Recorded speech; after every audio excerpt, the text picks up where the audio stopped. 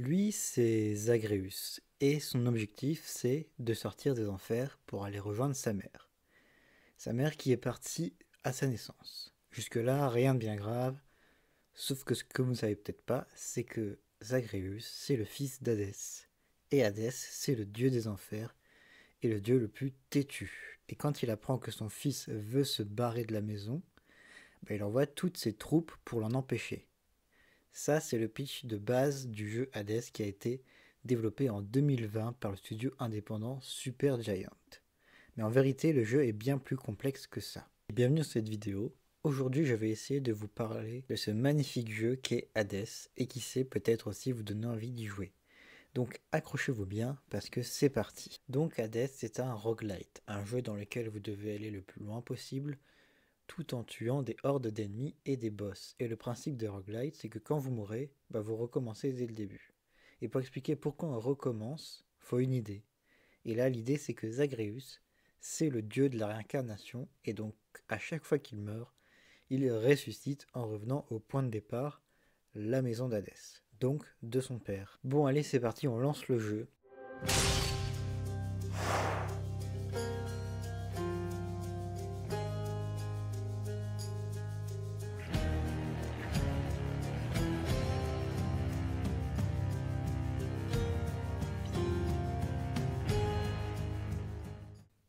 Et surtout, retenez bien cette musique parce que on va en parler plus tard. Bien, donc durant votre partie, vous allez traverser plusieurs endroits connus comme le Tartare, l'Asphodèle, l'Élysée, non pas celui-là, et le Styx. Et à chaque endroit, il y a un boss. On a donc Mégère pour le Tartare, l'Hydre de Lerne pour l'Asphodèle et Thésée et le Minotaure pour l'Élysée. Et la particularité des boss, c'est qu'ils sont assez compliqués.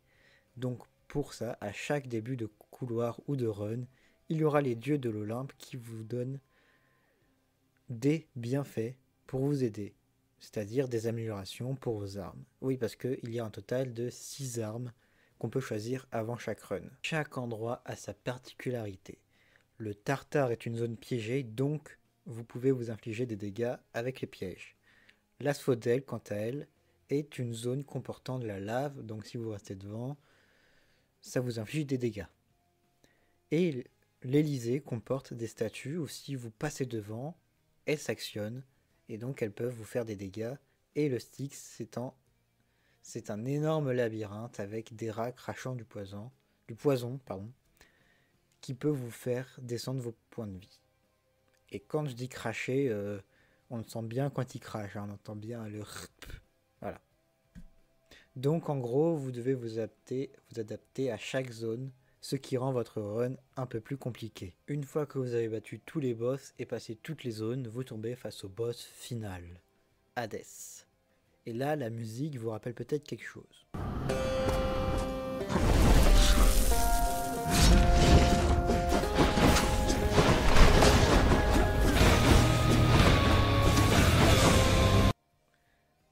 Et oui, c'est la même que celle du menu. La musique du dernier boss, donc de la fin du jeu, est la même que celle du tout début du jeu, c'est-à-dire que le lancement du jeu. Le combat commence et quelques minutes plus tard, vous arrivez à vider sa barre de vie. Et là, vous vous dites « Yes, ça y est, je l'ai battu.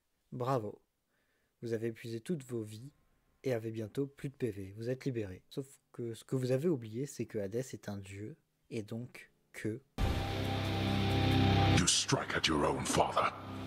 What choice does that leave me?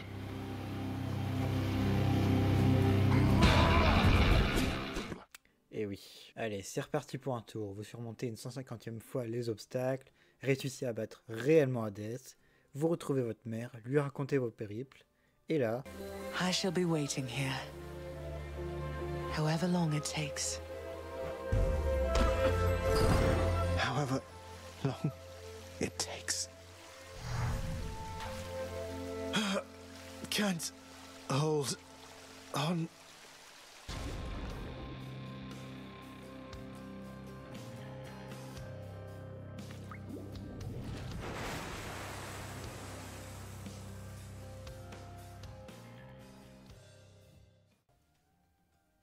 Et oui, vous aussi vous êtes un dieu après tout. donc vous ne pouvez pas rester longtemps à la surface. Donc vous revenez au point de départ, mais vous avez encore des choses à dire à votre mère, et donc pour ça il faut refaire exactement le même chemin, et plus vous finirez le jeu, plus vous aurez des questions à poser à Perséphone, et donc plus vous aurez envie de la rejoindre, et donc de recommencer la run. C'est ça le génie d'Hadès, vous donner envie de recommencer encore et encore. Ce que je viens de vous dire, c'est pour le premier opus. Oui, parce qu'il y a un second opus où là l'histoire est un peu plus compliquée, donc je vais laisser un autre youtubeur qui s'appelle Naka vous en parler. Donc, dans la mythologie grecque, il y a Chronos, le roi des titans et l'incarnation du temps. Sauf que pour accéder au pouvoir, Chronos il s'est battu avec son père, Ouranos, le ciel, notamment en lui coupant les couilles. Ouais. Après avoir fait ça, il reçoit une prophétie de ses parents, Gaïa, sa mère, la terre elle-même, et Ouranos, son père. Ils lui disent que c'est un de ses enfants qui mettra fin à son règne, tout comme il a mis fin à celui de son père. Du coup, pour essayer de contrecarrer cette prophétie, à chaque fois qu'il avait un enfant avec sa femme Rhea, il le gobait. Alors avant d'expliquer vite fait ce que je viens de dire, Rhea c'est aussi la sœur de Chronos. Ouais. Heureusement, le jeu Hades nous enlève un petit peu tous les trucs bizarres qu'on peut retrouver parfois dans la mythologie grecque, à savoir des personnages qui font des trucs avec leurs frères, sœurs, cousins, voire carrément avec des enfants ou des animaux. Voilà, fallait quand même préciser que dans la mythologie grecque, il y a des trucs chelous parfois. Bref, vu que comme je l'ai dit plus tôt, les dieux ne peuvent pas mourir, Chronos, il s'est dit qu'il allait grailler tout rond chacun des enfants que sa femme mettrait au monde, et qu'il pourrait rien faire une fois dans son ventre. Et le plan marchait plutôt bien jusqu'à ce que Rhea en ait marre, qu'elle aille accoucher de son dernier né Zeus sur une île loin de Chronos, et qu'elle revienne avec une pierre enroulée dans un linge pour lui faire croire que c'était le nouveau-né. Chronos dévore la pierre comme si de rien n'était, les années passent, Zeus grandit tranquillement sur son île, puis il finit par venir retrouver Chronos, et il réussit à faire vomir son père à l'aide d'une potion, et donc à libérer ses frères et sœurs. Et c'est suite à ça que la fratrie Zeus, Hestia, Déméter, Héra, Hadès et Poséidon se sont tous les 6 battus contre leur père et les autres titans, et ils ont fini par l'emporter. Mais encore une fois, on ne peut pas tuer un dieu, et les titans étant des dieux, ils les ont donc enfermés dans le Tartare, un endroit très profond des enfers. On va s'arrêter là pour le cours de mythologie approximatif. C'est très grossièrement résumé, mais maintenant vous avez le background. Et donc, dans Hades 2, peu après la naissance de Mélinoé, donc la petite sœur de Zagreus, Chronos a trouvé un moyen de se défaire de ses liens dans le Tartare, et il attaque la maison d'Hadès. Il fait prisonnier ce dernier, il l'enferme au Tartare justement pour se venger, et il bannit tout le reste de sa famille et de ses serviteurs dans des prisons temporelles. Tous, sauf Mélinoé, que Hadès a eu le temps de confier à Hécate, une autre titan qui elle est au service d'Hadès. Hécate, c'est une sorcière et c'est aussi la déesse de la magie, des incantations, des malédictions, tout ça.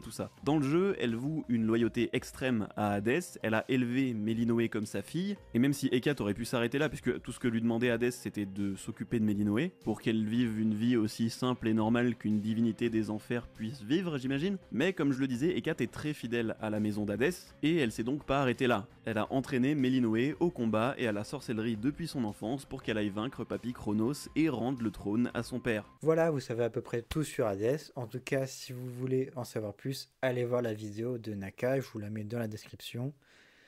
Merci d'avoir regardé cette vidéo, merci à Naka de m'avoir autorisé de mettre des morceaux de la vidéo dans ma vidéo. Et on se dit à la prochaine pour de nouvelles vidéos. Ciao!